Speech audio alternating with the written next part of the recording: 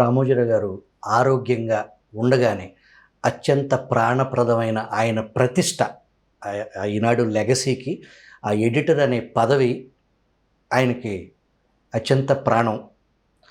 దాన్ని ఆయన సంపూర్ణ ఆరోగ్యంగా ఉండగానే ఎంఎన్ఆర్ గారికి ఆ బాధ్యతలో అప్పచెప్పినప్పుడు ఎలా ఫీల్ అయ్యారు?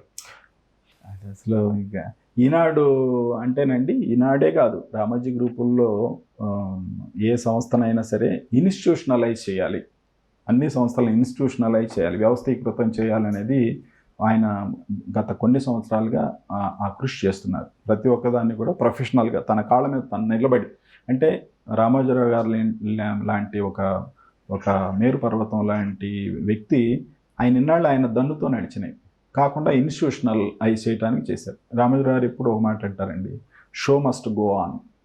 ఎప్పుడు కూడా ఎక్కడ ఆగకూడదు. అది ఒక వ్యక్తి తను జీవించి ఉండగానే తనకు ప్రత్యామ్నాయం ఆలోచించిన వాడే నాయకుడు అని చెప్తారు ఆయన.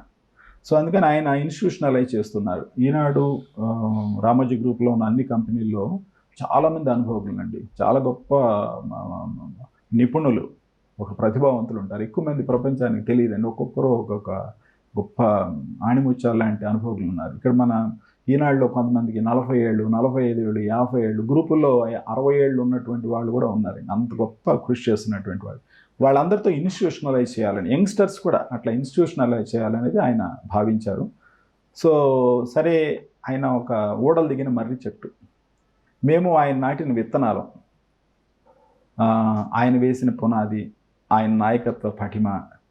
ఇప్పటి మేనేజింగ్ డైరెక్టర్ కూడా 30 ఏళ్ళ నుంచి ఆయన మేనేజింగ్.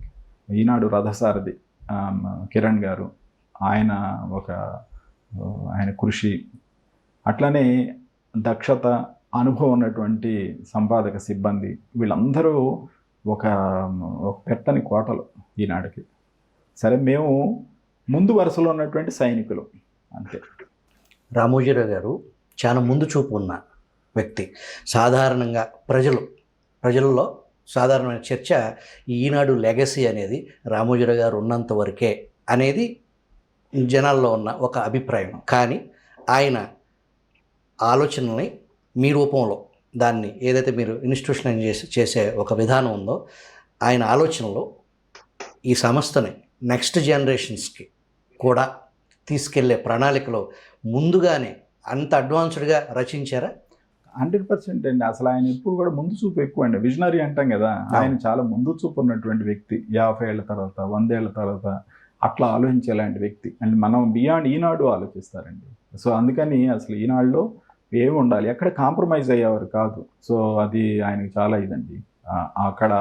ఎక్కడ ఆయన లెగసీని కంటిన్యూ చేయడంలో ఆయనతో ఆగిపోతే అది ఫెయిల్యూర్ అనేది ఆయన నమ్మకం. సో కాబట్టి ఆ లెగసీని కంటిన్యూ చేస్తూ ఉండటానికి ఆయన అవసరమైనటువంటి ఏర్పాట్లు ఆయన చేశారు, ఆయన కాలంలో చేశారు. అందుకని ఈనాడు ఒక పునాది బలంగా ఉందండి.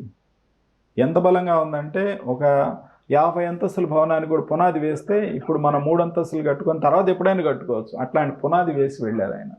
సో అందుకని ఈనాడుకి అది ఏదన్నా ఒక రంగం మొత్తం దాని మీద ప్రభావం చూపితే చెప్పలేం, కానీ ఈనాడు అట్లాంటి నిర్మాణం చేశారు. అందులో కూడా వ్యక్తుల ఆధారంగా కాకుండా ఒక బలమైనటువంటి నిర్మాణం, ఒక స్ట్రక్చర్ని ఆయన నిర్మించారు.